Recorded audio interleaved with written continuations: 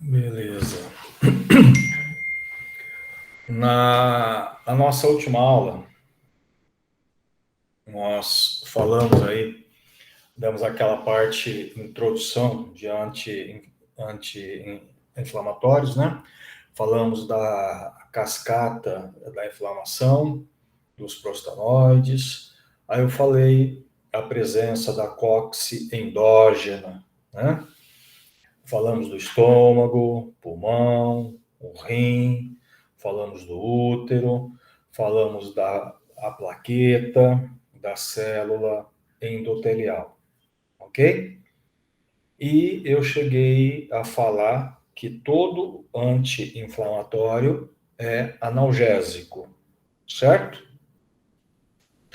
E essa analgesia se dá em razão e que nós temos os nossos nociceptores, né? Em especial os quimioceptores. E esses quimioceptores, eles percebem a dor quando eles são sensibilizados e estimulados. E eu disse para vocês que os nociceptores, os químios, são sensibilizados pela bradicinina. Aí, Vitória, beleza? São sensibilizados, né? Quando é pela ação da bradicinina, né? A bradicinina está presente no processo inflamatório e são estimulados pela presença das prostaglandinas. Então, para eu ter dor, eu preciso ter bradicinina e prostaglandina juntos. Quando o anti-inflamatório inibe a cóccix e tira a bradicinina, e tira a prostaglandina, né, porque eu estou inibindo a cóccix e a prostaglandina vem da ação da cóccix. Então, sem a prostaglandina, eu não tenho dor. Por isso que ele é analgésico. Tudo bem? Beleza? Muito bem. Os anti-inflamatórios, gente, além da ação anti-inflamatória, que é inibir a cóccix, inibindo toda a cascata da inflamação, e sendo também analgésicos, eles também são antipiréticos. O que é o termo antipirético? A baixa temperatura. Antipirético é a substância que reduz a temperatura corporal, né? Só que existe uma diferença entre antipirético e antitérmico. Sabe qual a diferença? O antipirético, ele reduz a temperatura a valores normais. O antitérmico são alguns fármacos usados a nível hospitalar para reduzir a temperatura abaixo do normal, para provocar uma hipotermia, ok? Então, o que nós conhecemos aí é corriqueiro, né? A dipirona, o paracetamol, são substâncias antipiréticas, ok? E por que o anti-inflamatório também é antipirético? Veja, fala, Davi, quem controla a temperatura corporal, né, é o nosso hipotálamo. É uma regiãozinha lá do nosso cérebro chamada região pré-óptica hipotalâmica. Muito bem. Quando nós temos uma invasão, o nosso organismo, por por bactérias.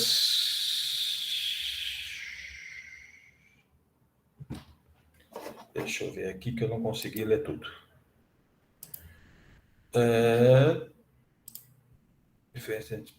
Tá. A diferença entre antipirético e antitérmico é o seguinte: antipirético reduz a temperatura a valores normais. É o que a dipirona faz, o paracetamol. Você está com febre, abaixa certa febre e traz para a temperatura normal. Antitérmico são substâncias específicas para reduzir a temperatura abaixo do valor normal, produzir hipotermia. Tudo bem, Raquel?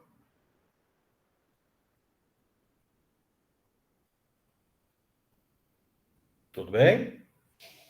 Bom, falou então. Bem, continuando então. Aí quando nós temos aí a virose, infecção por bactérias, vírus, ou sei lá por quê, né? Vai ser ativado o nosso sistema imunológico e vai ser estimulado, liberado algumas substâncias, como algumas interleucinas. E essas substâncias têm a capacidade de induzir uma cóccise a nível cerebral. Então você passa a ter essa cóccise a nível cerebral. E essa cóccise a nível cerebral, ela começa a sintetizar prostaglandinas. E as prostaglandinas a nível cerebral, ela tem a capacidade de chegar lá no hipotálamo e mascarar o hipotálamo. E o hipotálamo não consegue mais controlar a temperatura. E nós somos organismos, né, que fazemos muita a produção de calor. Então aí a nossa temperatura ela começa a se acumular e começa a aumentar. E o hipotálamo ele está mascarado, ele não consegue detectar esse aumento de temperatura e aí vem então a febre. À medida que nós fazemos uso do anti-inflamatório, ele inibe todas as cóccixes, inclusive essa cóccix é central. E aí, inibindo ela, você perde rapidamente a síntese de prostaglandinas, o hipotálamo fica livre, ele enxerga rapidamente aquele aumento de temperatura e começa a controlar rapidamente a temperatura. E aí ele provoca o quê? A sudorese, né? A gente começa a transpirar e a febre abaixa. Certo? Então, por isso que o anti-inflamatório também é antipirético. Bom, se o anti-inflamatório ele é anti-inflamatório, analgésico e antipirético, temos que tomar cuidado ao utilizá-lo, não é? E por quê? Porque a dor e a febre são sinais clínicos, não é? De doenças importantes, como infecções, né? Ou outras coisas, certo? E eu fazendo uso de anti-inflamatórios sem saber o que tem, eu posso estar mascarando sintomas. E isso pode ser perigoso. Ok? Agora, detalhe. Muito é comum, né, você pegar qualquer livro de farmacologia, você vai ver lá na classificação dos anti-inflamatórios, você vai encontrar lá a dipirona fazendo parte dessa classificação, como também o paracetamol. Só que essas duas substâncias, gente, não são anti-inflamatórias, tá? A dipirona e o paracetamol são considerados apenas analgésicos e antipiréticos. Não tem atividade anti-inflamatória. Beleza? A dipirona, ela pertence a uma classe que nessa classe tem vários anti-inflamatórios, né? A fenilbutazona, a oxibutazona, faz parte do mesmo grupo da dipirona. Só que a dipirona não tem atividade anti-inflamatória. Ela é apenas boa e muito boa, né? Como analgésica e anti-epirética. Tudo bem, gente? Professor, então como que é o processo para ela ser analgésica e antipirética, se não é inibindo o COX? Então, aí é que tá, né? Não sei se não há mais interesse, né, em pesquisa, porque a dipirona é tão antiga, né? Então é barata e a gente se usa isso há tanto tempo, mas na realidade a gente não conhece o mecanismo. Aí é que está o X. A gente não sabe, tá? Pode até ser que ela tenha uma especificidade pelo cérebro, para uma atividade, a cóccix cerebral, tá? Como é o caso do paracetamol, tá? Que eu vou falar já. Mas, na realidade, a gente não sabe, tá? Se alguém falar para você que a dipirona, o mecanismo dela é X, não acredita, porque não existe, tá? Ninguém sabe, ok? Professor, Sim. você pode só repetir essa última parte do mecanismo? Porque tem gente mal educada aqui em casa. Por favor. Sobre. Você falou do mecanismo agora da pergunta do Davi, eu me perdi. Então, na realidade, o Davi ele questionou, né? Porque eu falei que a dipirona é excelente antipirética, analgésica, né? Mas eu falei que não é anti-inflamatória. E aí, então, o Davi falou, pô, como então que ele pode ter atividade analgésica e antipirética sem inibir a COX, porque não é anti-inflamatório. E aí que eu disse que a pergunta é excelente, né? Isso confirma que ele está prestando atenção na aula, certo? E a gente não sabe, tá, como a dipirona age. A gente não sabe, né? Se alguém falar para você alguma coisa, é mentira, é que não existe. A gente não sabe, né? Certo? Mesma coisa para o paracetamol, então. Então, o paracetamol já não. É um pouquinho diferente. Através de pesquisa, percebeu-se que o paracetamol ele tem uma ação predileta por um tipo de cóccix, que provavelmente é uma cóccix 3 a nível cerebral. Tá?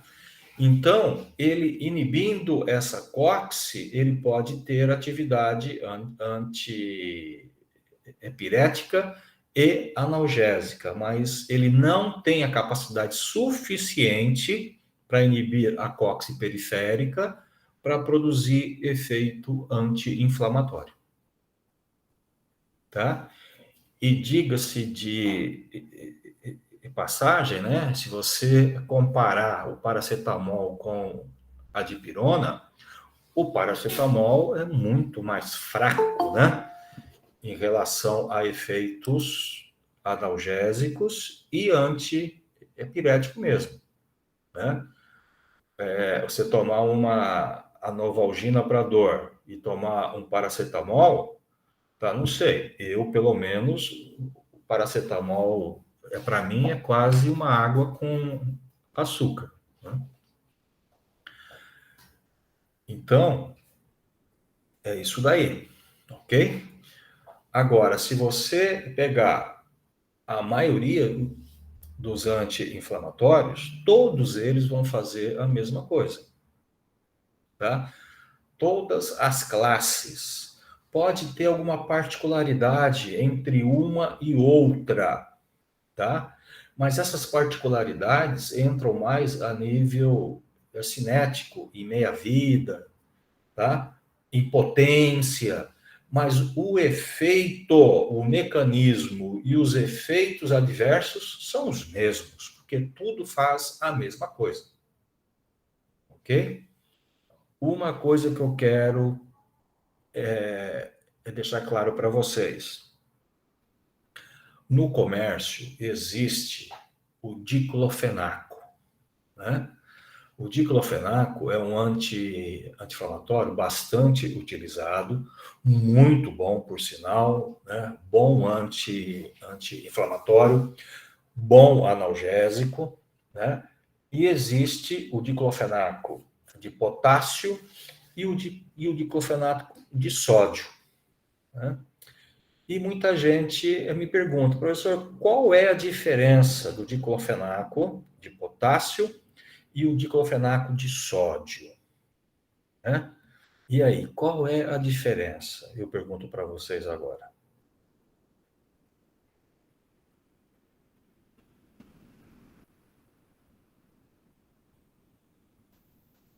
Chuta, João Vitor. Eu já ia ligar o microfone. Eu não sei porquê, mas é que assim, quando a gente já fala de sódio, a gente já pensa o quê? Ah, vai mexer com a pressão, não sei o que lá. Não. Do ponto de vista de anti-inflamatório, o diclofenaco de sódio e de potássio, a diferença entre eles é só uma. É que um tem sódio e que o outro tem o potássio. É essa a diferença, tá? Não existe diferença nenhuma. O anti-inflamatório é o diclofenaco, tá? Sódio, potássio, é besteira. Os dois fazem a mesma coisa, né?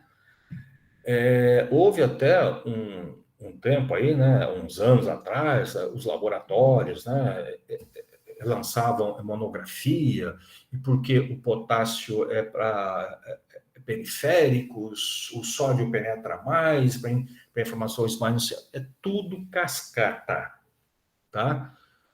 O anti-inflamatório é o diclofenaco, ok? É uma coisa só, tá bom? Muito bem. Rapidão, repete essa última frase, professor? Essa última frase que o senhor falou. Eu não estou lendo o texto, João, eu não sei o que eu falei. Ô, homem, você acabou de falar. É que eu começo a olhar que aí tem uma hora que eu dou uma bugada. Não, eu disse que...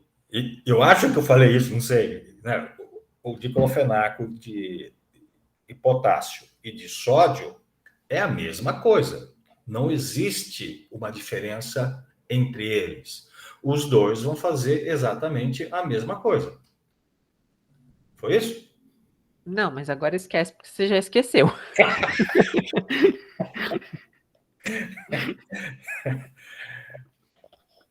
Bom, deixa para lá então. Vamos em frente. Mas está gravado, tá? Depois você vê.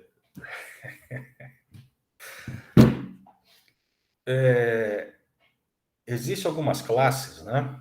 Como o caso, vamos supor, da classe dos oxicans. Oxicans.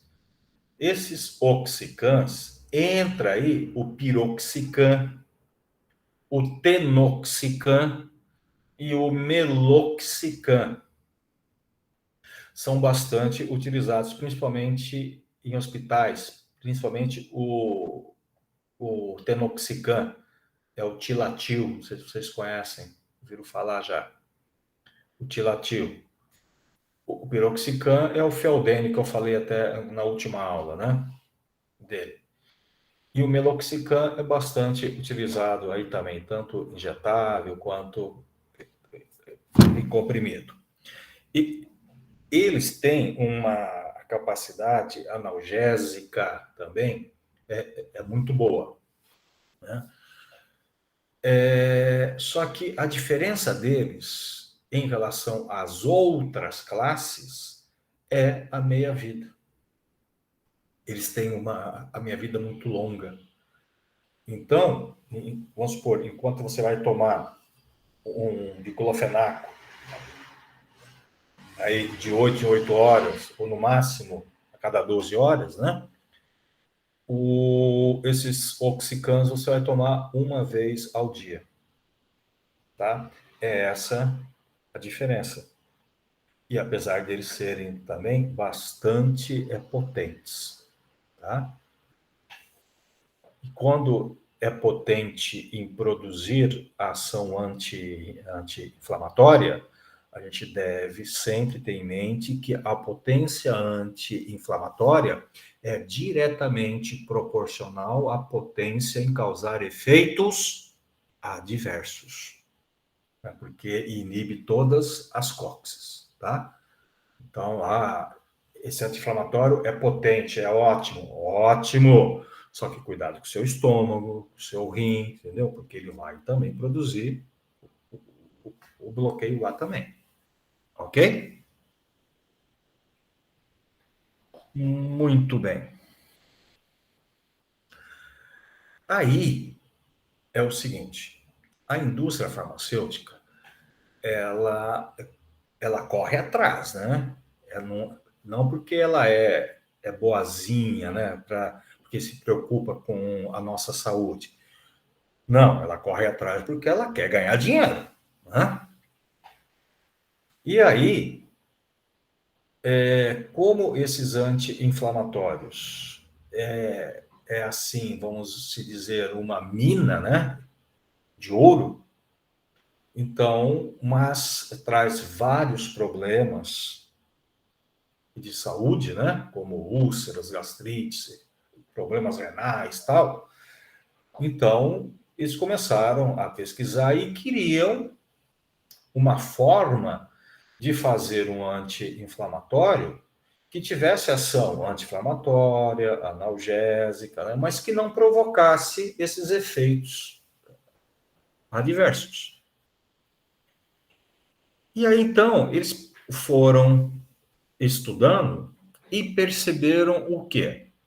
Lembra que eu falei que nós temos a COX nossa, que é constitutiva, certo? E eu falei que na inflamação é induzida uma COX, a COX da inflamação, certo? E aí foi percebido o quê?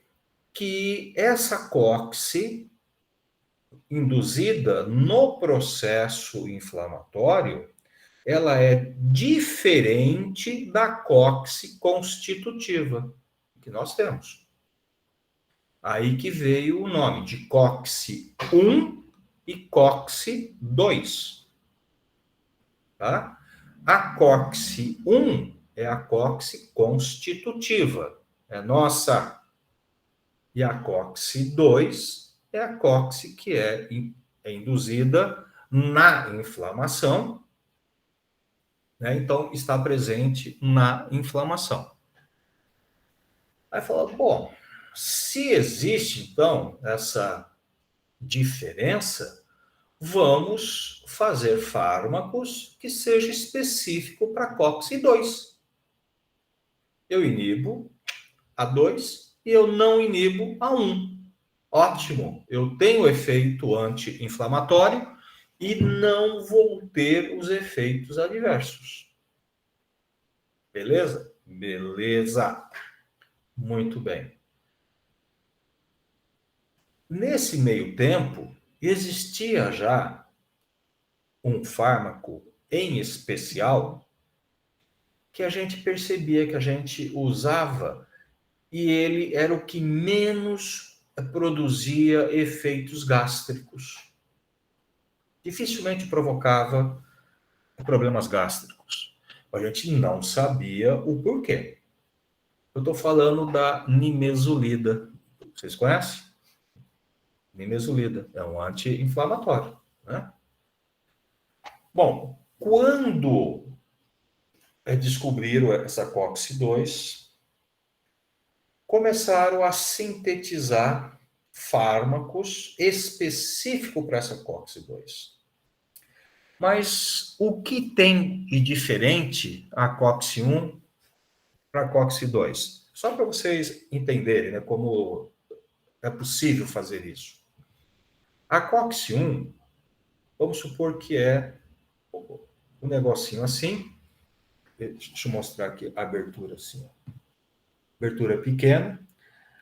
O ácido araquidônico, ele entra aqui dentro, certo? Ele é metabolizado aqui dentro e aí dá origem à prostaglandina, tudo. Então, para a COX metabolizar esse ácido araquidônico, esse ácido tem que entrar aqui, ok? COX-1. A COX-2 praticamente é a mesma coisa, só que essa abertura é maior, certo? É bem maior, mas o processo é o mesmo. Então, quando eles viram essa diferença, eles começaram a fazer fármacos com estrutura química grande, volumosa, que consegue entrar dentro dessa COX, tá, e bloquear ela, mas não consegue entrar dentro da COX-1, tá, porque a COX-1, essa abertura é pequenininha. Deu para entender a diferença? Como que eles foram trabalhar em cima disso.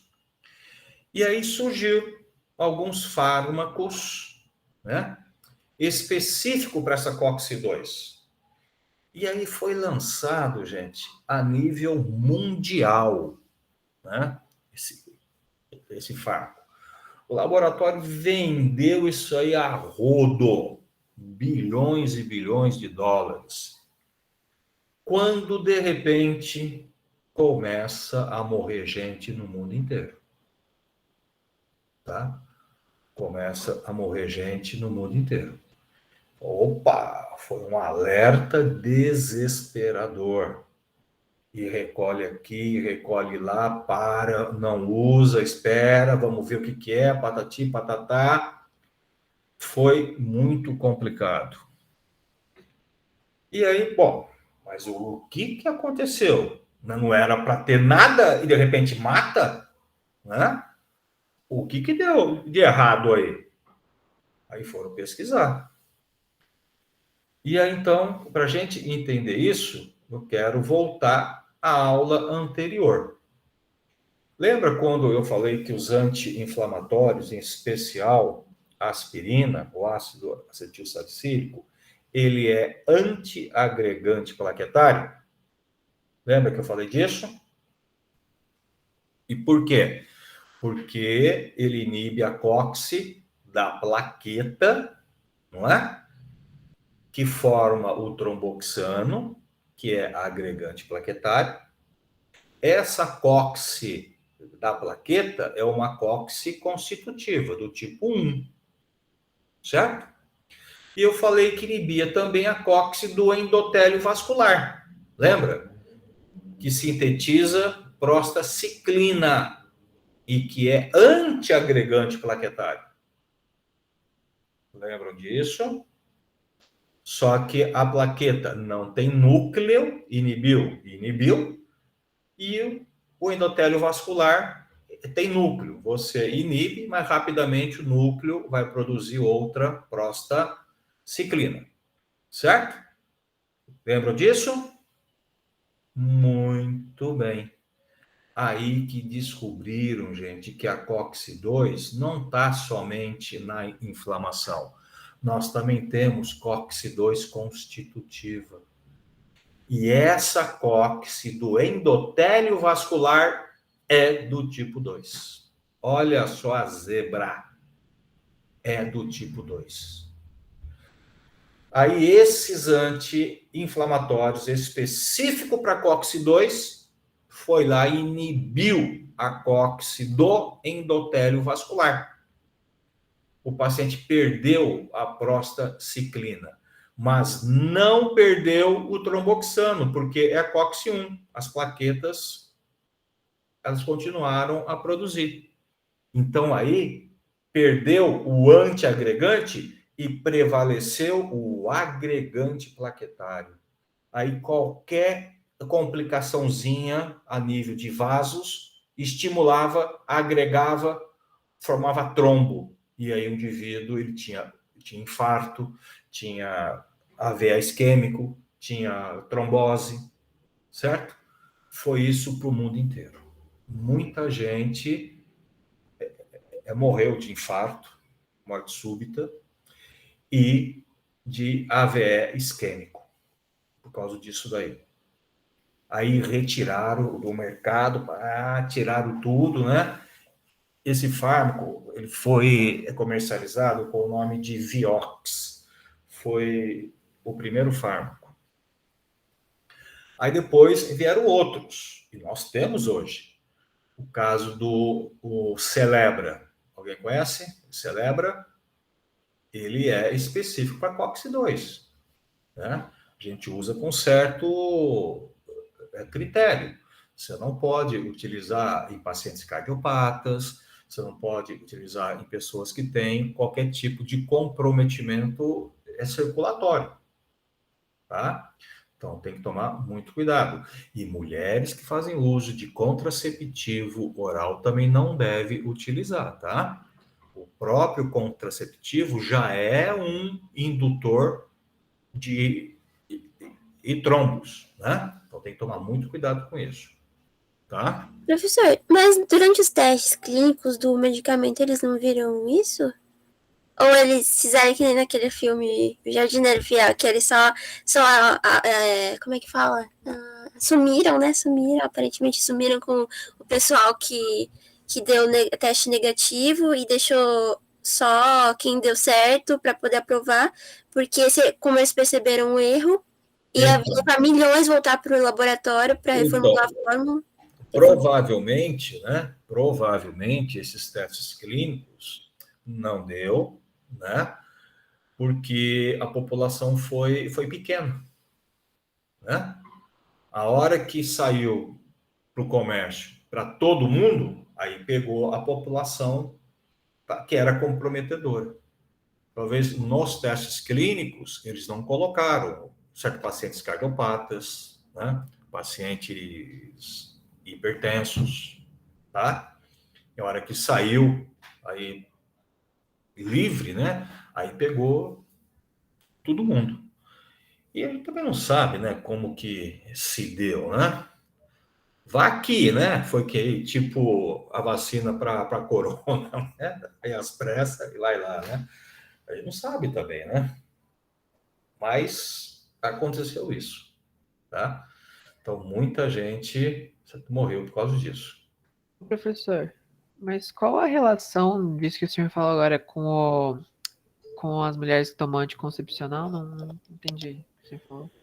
Então, porque o contraceptivo, tá? Ele inibe algumas proteínas anticoagulantes, tá?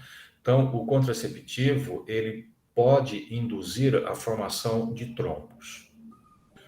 O anti-inflamatório, específico para COX-2, ele pode também ser um indutor, tá, de agregação plaquetária. Então, você pode ter uma potencialização aí e formar trombos.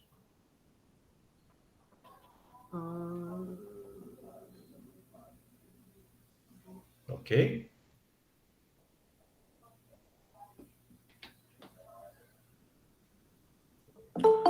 Bom, então,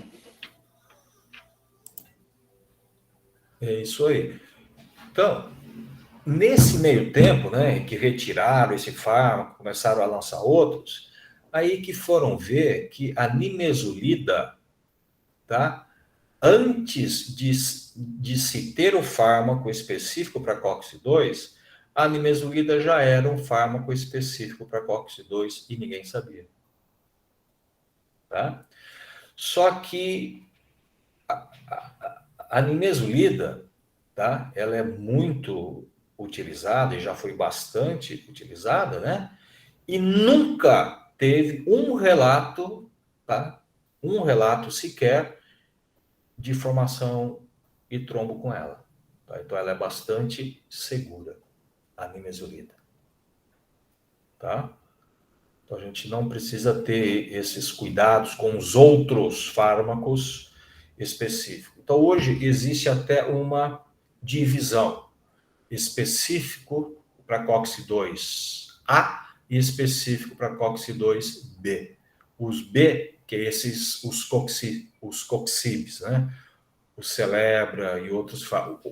O Brexta também é um anti-inflamatório específico para COX-2. E eles são potentes analgésicos, são muito bons como analgésicos. Ok? Então, a nimesulida, ela é um fármaco específico para COX-2, tá? Mas é um fármaco muito mais seguro. Beleza, gente? Muito bem. Professor, um tempo atrás, assim, eu já ouvi falar que podia tomar nimesulida para cólica menstrual. Mas depois também ouvi falar que fazia mal tomar para cólica menstrual, porque como tem gente que tem todo mês, seria ruim esse uso tecnicamente contínuo do nimesulida para cólica. Aí, no caso, é bom ou não para cólica? Então, você pode utilizar sim. Você assistiu a última aula? Não, eu falei disso. A última não. A última eu não consegui assistir. Então, Mas a última. Então, ver o vídeo, tá? Que eu falo exatamente disso, tá? De cólica menstrual. A nimesulida, ela pode ser utilizada assim. Para cólica menstrual, existem dois anti-inflamatórios que a gente mais usa, tá? Que é o piroxicam, que é conhecido como o Feldene, ou o Ponstan, certo? Mas a nimesulida também pode ser usada. Só que o segredo de se usar o anti-inflamatório na cólica menstrual é você utilizar 5 dias antes e descer. Então, quando a mulher é regular, né, você sabe certo dia que vai vir, certo? Então, 5 dias antes, você toma um comprimidinho por dia. Você vai ver que vai aliviar muito certa cólica.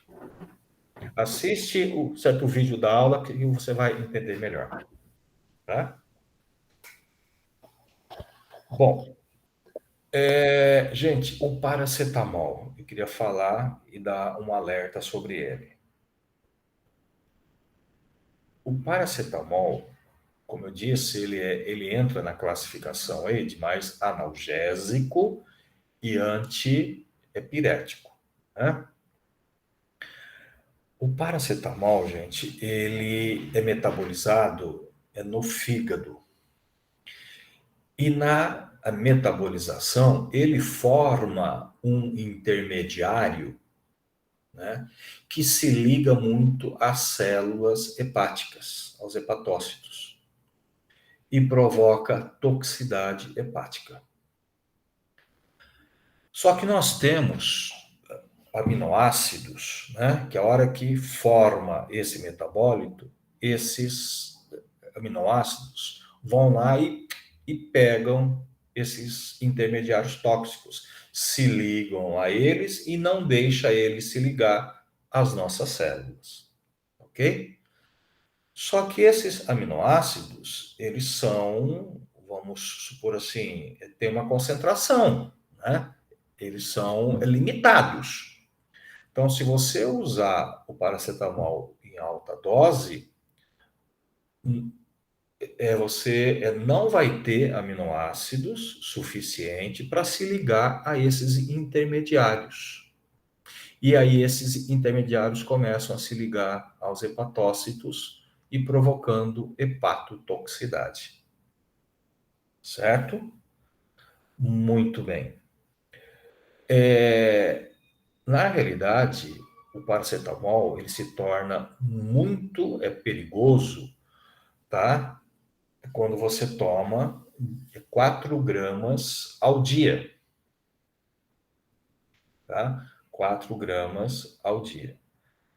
Fala, pô, mas também para tomar 4 gramas ao dia, né? Difícil. Nem tanto. Na dengue, aí, quando se tem dengue, né? Se prescreve muito paracetamol, né? E prescreve o paracetamol para tomar até de 4 em 4 horas. E quais as apresentações do paracetamol que nós temos? Nós temos o Tilenol aí, que é de 750 miligramas, né? Aí você pega 700 miligramas vezes 6, quanto é que vai dar? Vai passar de 4 gramas por dia, tá? E você vai tomar isso por vários dias, porque a dengue dói muito. E tem gente que toma até de 3 em 3 horas, porque tem muita dor. E eu falei que o paracetamol, como analgésico, é uma porcaria. Então, gente, tem muita gente, nesses picos que houve aí já de dengue, tá? Que se intoxicou com paracetamol. E muitos deles, com certeza, morreram de intoxicação hepática por paracetamol. E foi dado como dengue hemorrágica.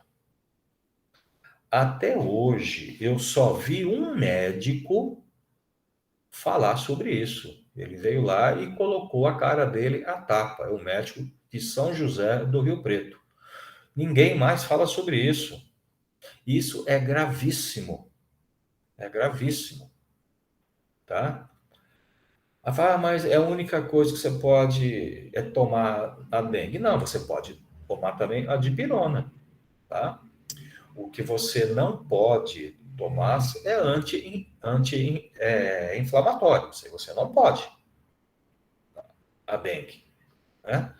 Mas a dipirona e paracetamol pode ser utilizado. Agora, o paracetamol é muito perigoso quando se toma em alta dose. Ele mata, ele dá uma cirrose fulminante em 3 a 4 dias. Ele te mata, tá? Então, é perigoso, tá? Professor, Uma hepatite fulminante. você falando, eu sofri tô com uma lesão no ombro, né? Aí me passaram para tomar diclofenaco e paracetamol, né? Durante uma semana, 750 miligramas. Aí depois de uma semana voltei novamente porque a dor não passava e eles me receitaram novamente, né?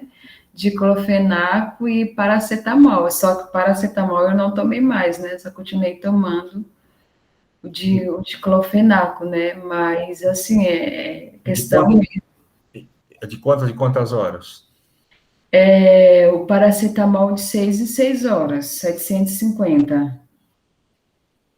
E o diclofenaco de 8 em 8 horas. Desculpa, eu não ouvi o que você tinha. Eu sofri uma lesão, eu levei uma queda, aí eu sofri uma lesão no ombro. Ah, Né? tá.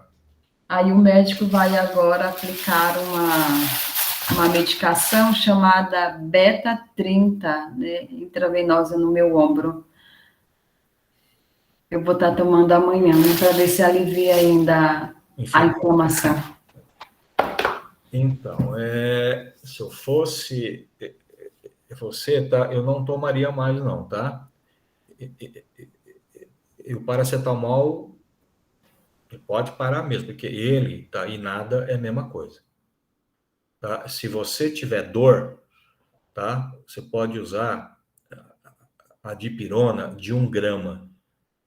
Vai na a drogaria e você compra dipirona de 1 grama. É excelente para dor. É muito melhor, mais potente, tá?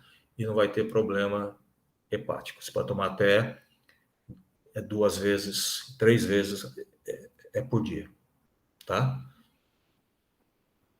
Agora, o paracetamol não usa, não. E essa medicação, professor, que ele vai aplicar no meu ombro, né, direto, essa beta-30, você já ouviu falar? Então, eu não conheço. Provavelmente é algum corticoide, né, que ele vai... É, dexametasona. Isso. Tá? É um corticoide. Tá? Então, ele vai aplicar diretamente, né, na bolsa, né, do ombro, para ter uma ação mais rápida aí e anti-inflamatória. É que médico? É ortopedista?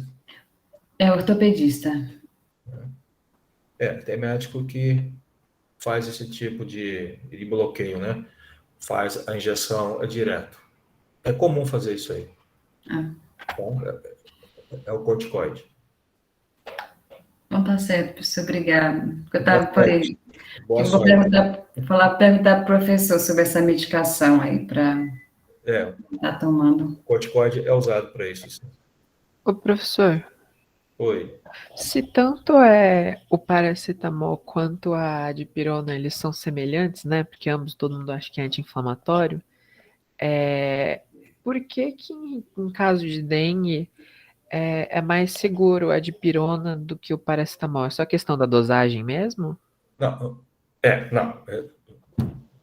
A segurança é que você abusa da dose, né?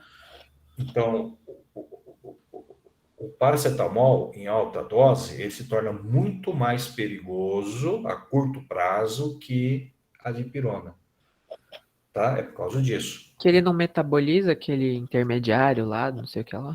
A dipirona não. E o Ah, paracetamol tá. sim.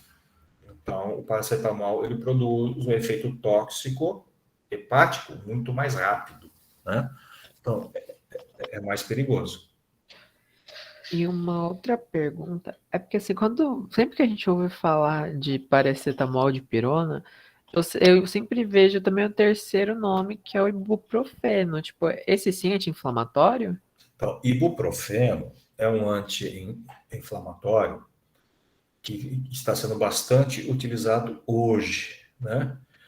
Nos Estados Unidos, qualquer farmácia que você entra, você só vê ele, assim, de monte.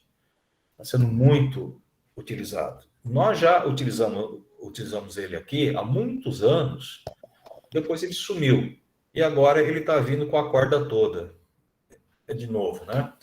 Ele é um anti-inflamatório, é muito bom, tá? Ele tem uma atividade anti-inflamatória, analgésica, antipirética. Ele é um anti-inflamatório comum, como qualquer outro. É que atribui a ele, tá? Além do efeito de inibir a COX, outras ações anti-inflamatórias, tá? Como, por exemplo, aumenta a estabilidade de membranas de células, tá? Que não deixa liberar a histamina, né? Não aumenta a permeabilidade capilar. Então, outras ações que acabam contribuindo para a atividade anti-inflamatória, tá? Ele é muito bom. Pode usar aqui tranquilo. Tranquilo não, né? Que anti-inflamatório dá para dar problema no estômago. Sim. Se exagerar, você vai ter problema sim, como qualquer outro. Tá? O menos que leva aí é a nimesulida, que eu já falei para vocês. Ok? Professor, Oi. no caso do paracetamol, se ele tem esse problema de intoxicação, ele é fraco e ele pode ser substituído por dipirona. Por que ele existe? Pois é, em alguns países, tá, a dipirona ela é proibida, né? Porque alegaram que a tratamentos longos, tal, ela pode induzir discrasia sanguínea, né? Então pode dar alterações às células do sangue. Então, alguns países você não vê a dipirona, tá? Se eu não me engano, também os Estados Unidos mesmo, tá? Eu não lembro de ter visto. A gente não vê, tá? E o paracetamol, não, né? Então, é tudo uma relação, tá? E vigilância, assim, sanitária de cada país, né? O paracetamol, ele é seguro, desde que você use na dose certa e no tempo certo, né? Se você usar ele, tá? Até de 6 em 6 horas, tá? Ele não vai te provocar nada. Agora, se você usar, tá? Já de 4 em 4 horas e por vários dias, você vai ter as complicações, certo? Ah, e esqueci de falar um detalhe. Tem uma substância muito comum que é o antídoto desse efeito que o paracetamol ele provoca. Vocês conhecem a acetilcisteína, o fluimucil, né? Que a gente usa para expectorar. Acetilcisteína é bastante comum. É um pozinho, você dissolve na água e você toma. A acetilcisteína tem na composição dela radicais químicos, né, sulfidrílicos, que esses radicais se ligam a esses intermediários tóxicos que o paracetamol produz. Então, o ideal, quando você precisar utilizar o paracetamol, tá aí, né, por dias, é que você use também acetilcisteína para se proteger, para prevenir a hepatotoxicidade. Certo? Principalmente em criança. Professor, como é que é o nome do genérico mesmo? Acetilcisteína. Ah, tá. Negocinho ruim da porra, hein? Não é nada.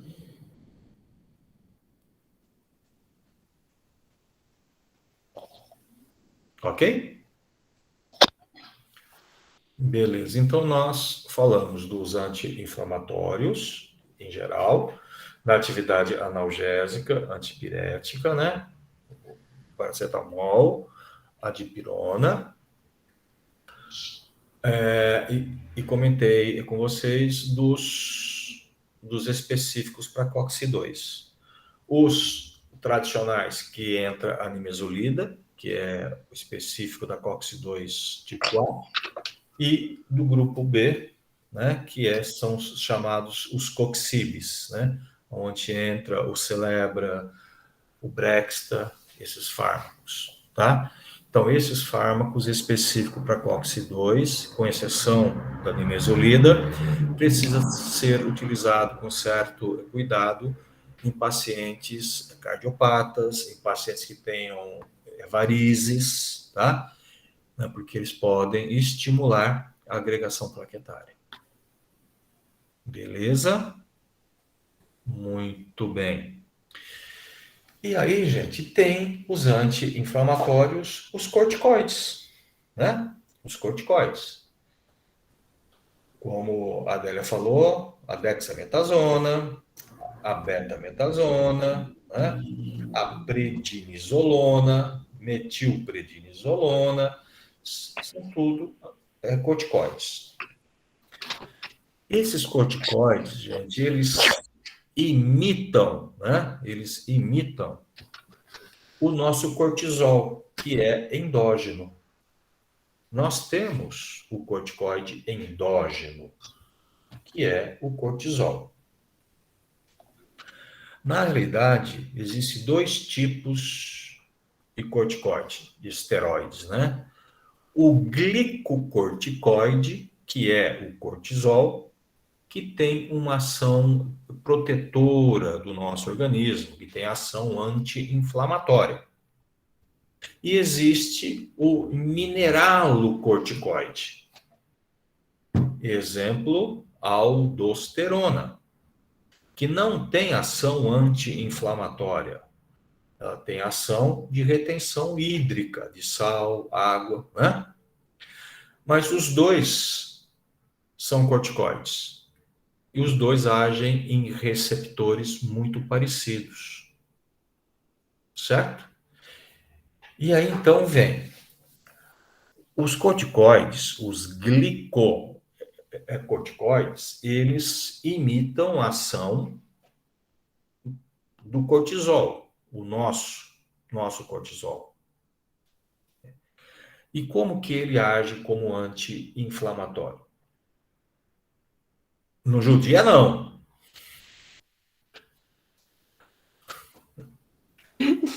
No judia, não, que eu brigo. Ué, ele tá pisando minha anotação. Os corticoides, eles se ligam a receptores intracelulares, né? Formam um complexo, o fármaco e o receptor, e esse complexo vai até o núcleo da célula. E uma vez no núcleo, esse complexo acaba interferindo na transcrição de substâncias. Em especial, eles fazem duas coisas. Eles inibem a transcrição para ciclooxigenase 2. E quem é a COX-2? É a COX da inflamação. Certo? Então, eles inibem a transcrição para ela e eles induzem a transcrição para uma substância chamada lipocortina. Lipocortina. A lipocortina é uma substância que inibe a enzima fosfodiesterase. Quem é a fosfodiesterase?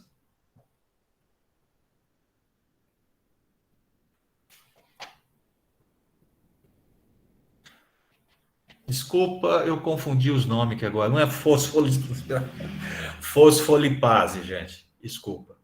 Inibe a fosfolipase. Não é fosfodiesterase. Isso aí é outra. Inibe a fosfolipase. Quem é a fosfolipase? É uma enzima, né, que transforma... Esqueci agora, professor. Acho que transforma glicose fosforilada em glicose solta. Então, essa enzima, a fosfolipase A2, ela está ligada à metabolização do ácido araquidônico. Lembra? Lá na cascata da inflamação. Ela que vai degradar o ácido araquidônico, os lipídios, formando o ácido araquidônico.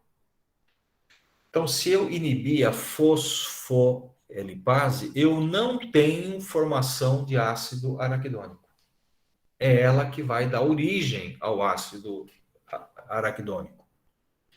E o ácido araquidônico é o começo da cascata da inflamação.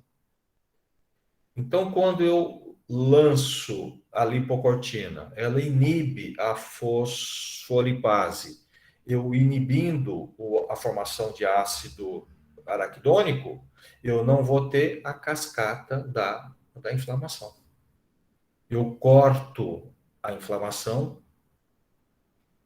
como se diz, na raiz. Ok? Professor, você pode voltar, por favor?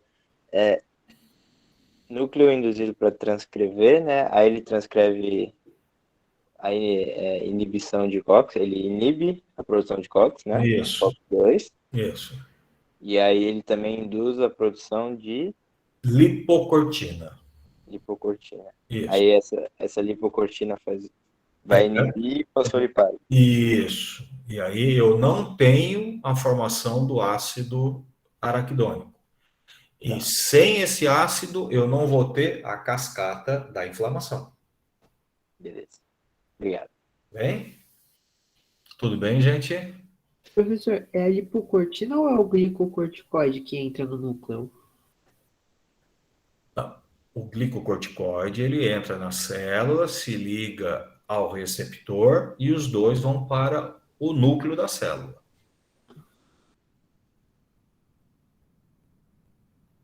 Ok?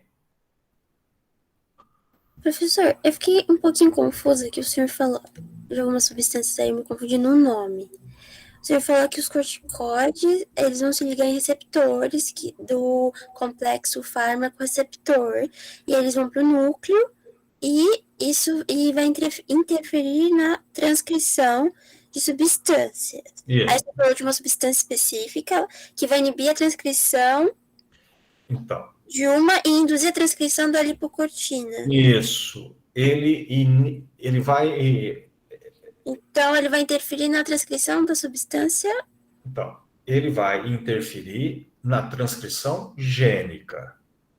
Tá? Essa interferência se dá inibindo a transcrição da COX-2 e induzindo a transcrição da lipocortina. Então, inibe um, estimula o outro. E as duas coisas são anti-inflamatórias. Tá bom. Ok? Tudo bem? Só que o corticoide, ele não tem só essa atividade, ele também tem atividades que não depende desse mecanismo. Ele tem também, assim, uma ação direta sobre células. Ele inibe a migração de leucócitos, ele inibe a liberação de histamina, ele dá estabilidade a membranas lisossomais. Então, ele tem outras atividades anti-inflamatórias importantes, principalmente a atividade de inibir a liberação de histamina. Tanto que o corticoide ele é usado também como antialérgico, né? Em caso de choque anafilático, você aplica o corticoide rapidamente para inibir a liberação de histamina e evitar aí o choque. Certo? Só que o corticoide, né, ele também tem vários efeitos, né? Tem outros efeitos. São efeitos benéficos, como a gente está falando, mas também tem outros efeitos que acabam sendo maléficos, né? Como, por exemplo, os corticoides, eles inibem a liberação de células de defesa. Os corticoides são imunossupressores, né? Os corticoides inibem os osteoblastos e estimulam os osteoclastos. Lembram dessas células? O que elas fazem? Renovação óssea. Né? Então, o osteoclasto é a célula que corrói o osso. O osteoblasto é a célula que repõe a matriz óssea. O corticoide inibe a reposição e estimula a reabsorção. Por isso que usar corticoide por muito tempo, você pode ter osteoporose. Tá? Além do que, os corticoides também levam à fragilidade capilar, o que pode dar aquelas manchas avermelhadas pelo corpo. equimoses, né? Acho que chama, não lembro agora o nome certo. Deixa a pele mais fina, sensível, e a pele começa a formar estrias, principalmente na região abdominal. Os corticoides também redistribuem a gordura corporal, ele deposita muita a gordura aqui na área da cintura, tá? Deixa o rosto arredondado em forma de meia-lua. Os corticoides são catabólicos, eles estimulam o catabolismo proteico. Então, você vê pessoas que usam corticoide por muito tempo, ficam com os braços finos, as pernas finas, e a área da cintura alargada, né? Aquela gordura, a cintura. Tudo isso é feito os corticoides. E o uso do corticoide em altas doses ou por muito tempo, você acaba saturando os receptores, os glicocorticoides, e acaba também se ligando aos receptores mineralocorticoides. E aí você acaba tendo a retenção de sódio e de água. Por isso que tem pessoas que têm edemas, hipertensão, com o uso de corticoide. Certo?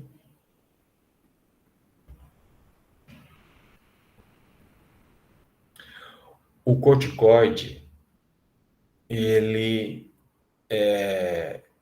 diminui o consumo periférico de glicose e aumenta a produção de glicose hepática. Por isso que o corticoide pode induzir a diabetes. Ao aumento, né, da glicemia. E como é que o mecanismo desse que você falou que aumenta a glicemia, professor? Ele reduz o consumo periférico e aumenta a produção hepática de glicose.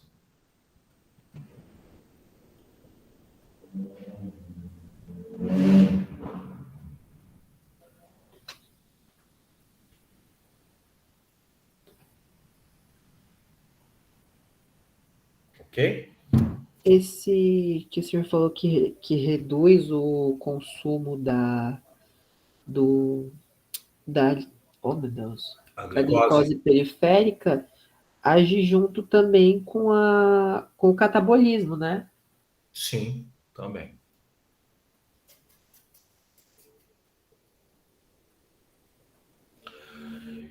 E o seguinte, eu disse que os glicocorticoides eles imitam, né, o cortisol. O cortisol é sintetizado pela nossa adrenal, né? As nossas adrenais são estimuladas por hormônio hipofisário. E a hipófise é estimulada pelo hormônio hipotalâmico.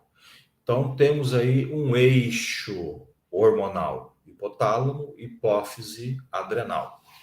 E as adrenais sintetizam vários hormônios, né? Quando você faz uso de corticoide exógeno em dose alta ou por muito tempo, você acaba provocando o quê? Um feedback negativo, e as nossas adrenais param de sintetizar hormônio. Isso por quê? Porque você está dando o glicocorticoide. Então ela, opa, se eu tenho, eu não preciso produzir, né? Então, quem faz uso de corticoide por muito tempo não pode interromper o tratamento de forma brusca. Precisa interromper gradativamente, tá? Para que as adrenais voltem a produzir o cortisol, tá?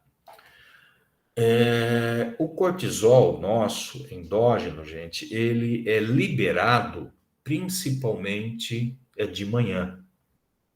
É de manhã que a nossa taxa de cortisol está alta. Aí, quando você tiver que tomar um corticoide, você deve tomar o corticoide de manhã, tá? Justamente a hora que o cortisol nosso está alto. Por quê?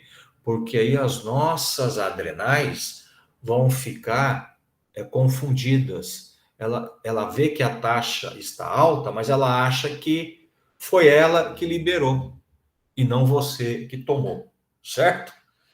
Então, é um tipo de enganar. E aí você não vai ser prejudicado. Então, quando você toma aí o corticoide, né, isso aí é comum a gente tomar por 5 dias, né, por 10 dias, né? Então, você sempre tem que tomar de manhã, tá? Para evitar esse feedback negativo e as adrenais interromperem a síntese de cortisol. Ok? Então, o Pra ficar corticoide... só o que você tomou e elas não produzirem. Não, ela vai produzir. Só que Tá? menos. Não, ela vai continuar. Só que ela só para de produzir a hora que ela perceber que você está dando o exógeno. Mas quando você dá de manhã, então a dose fica alta, mas é que de manhã as adrenais elas já sabem que o cortisol vai estar alto. Então isso não gera estímulo nela. Ah, de manhã ela já tá com atividade baixa. Não, de manhã ela está com uma quantidade alta. Então, se você aumentar mais um pouco, isso não vai fazer diferença para ela. Ah, tá. Agora, se você der à tarde ela sabe que a concentração é para estar baixa. Aí você dá, opa, alguma coisa está tendo aí. Então, ela para de produzir. Ah, tá. Então, por isso que o corticoide deve ser administrado sempre de manhã. Tá? Essas injeções que a gente faz e cortisol tem que ser feito também de manhã. É melhor. Ok, gente? Beleza? Alguma pergunta?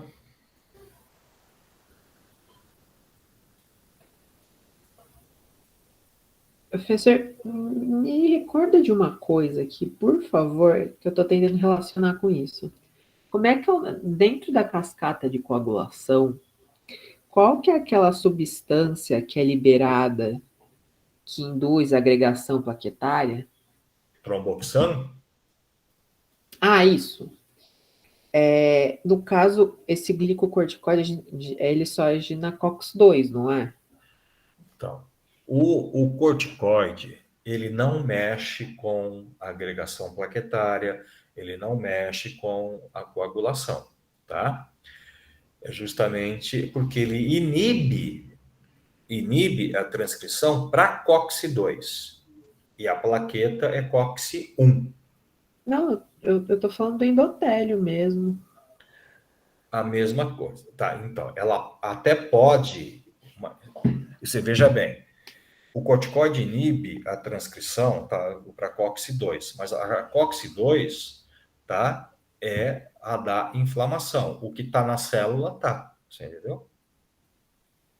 Ele vai inibir a indução no processo inflamatório. Ah, tá. Atividade é intracelular, no caso, não no endotélio, tipo, em si, tipo, Não, na circulação. Não, a célula do endotélio, tá? Ele não consegue, ele não tem uma atividade significativa, né? Porque a COX do endotélio, ela já foi sintetizada, ela já está lá.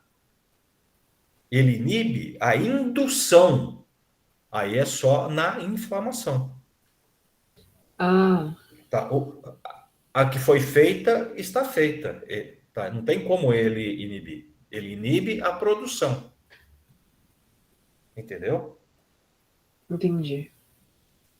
É que eu já tinha, é que eu tava com a folha aqui anotada, eu vi que no endotélio tem COX-2, que É. promove atividade anticoagulante, aí como eu vi que também age na COX-2. Antiagregante, tá? Isso, antiagregante, isso. Aí eu achei que tinha alguma coisa a ver. E uma coisa, o corticoide, ele não tem atividade antiagregante plaquetária. Ele não age nas plaquetas. Por que que ele não age nas plaquetas? Para a gente terminar a nossa aula. Porque elas não são células. Elas não têm núcleo. E o corticoide age onde? No núcleo. Ô, João, mas você tá demais hoje, menino. Exatamente isso. Exatamente isso. Tá? O corticoide não tem atividade antiagregante plaquetário porque ela age no núcleo. E a plaqueta não tem núcleo, então o corticoide não age nela. Beleza? Então o corticoide não interfere com a agregação plaquetária. E de qualquer jeito, a COX dela é 1, não é 2, né? É 1. Plaqueta é 1. Feito, gente. Fazido. Perguntas, dúvidas, curiosidades? Professor, eu tenho uma pergunta relacionada à vitamina D. Quando que a gente deve tomar a vitamina D? De manhã, antes do café da manhã em jejum, ou depois do café da manhã? Ou posso tomar na hora do almoço? Então, a vitamina D, você pode tomar, sim, na hora do almoço. Só que você tem que tomar pelo menos a meia hora antes, tá? Porque a vitamina D, ela é muito lipossolúvel. Se você tomar junto com a refeição, ela pode se perder, porque ela vai solubilizar na alimentação. E aí você não vai absorver ela adequadamente. Tá? Então, a preferência é que você tome ela sempre longe das refeições. Tá bom, entendi. Ok? Mas é você, na idade que você está, o sol ainda é a melhor forma para produzir a vitamina D. Professor, eu fiz exame de sangue e minha vitamina D tá um horror, porque ano passado a gente ficou praticamente o ano inteiro em casa, né, por causa da pandemia. Então não tinha como sair pra tomar sol. Quanto E estava? Você lembra?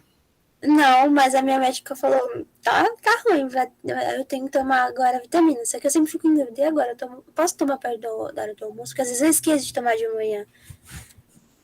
Tá, Mas não. aí. Pode tomar, Mas eu mas posso. Só não posso tomar junto com a comida. isso, sempre, a preferência sempre antes, tá? Meia hora, 40 minutos antes. Tá bom?